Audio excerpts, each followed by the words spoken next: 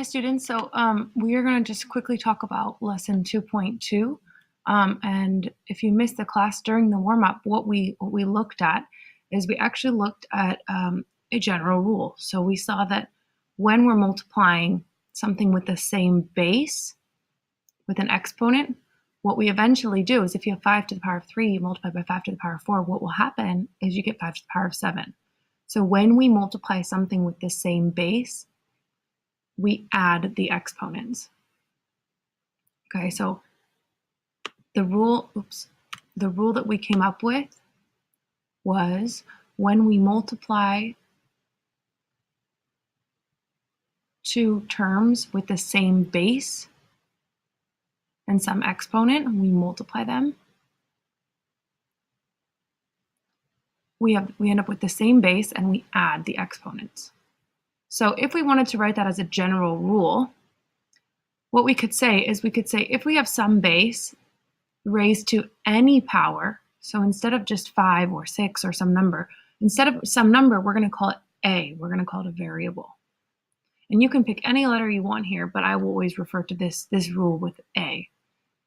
And then if we multiply that by any other base with the exponent b, any other power,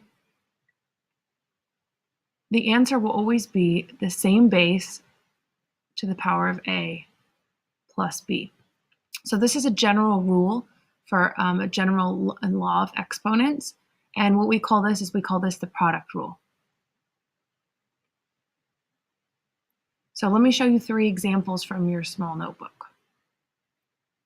A few examples of what we went through.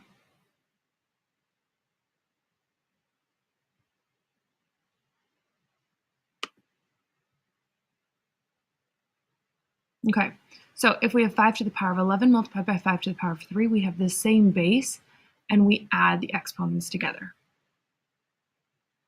The same thing here. If you have x to the power of 2 times x to the power of negative 5, you end up with the same base, and you add the exponents together. Now, for now, it's okay to leave a negative like this, but usually we never leave a negative exponent.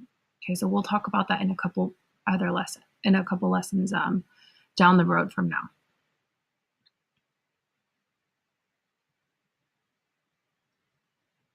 So when there's a coefficient to our base, just trying to move to the next slide here. When there's a coefficient, right, remember the coefficient is the number that's in front of the base. When there's a coefficient, we do the same thing. We have 4 times 3, which is 12. Our base stays the same, and we add the exponents. So 5 plus a negative 3 would be 2. So that would be the simplified version of this example. Okay, and now we can actually apply this law and this idea to some more difficult things like scientific notation. So if I have some really big number multiplied by another really big number, what I can do is I can apply the law again. So first what we'll do is we'll do 3.1 times 6.34. I'm just going to grab my calculator. It's going to be about 18 something.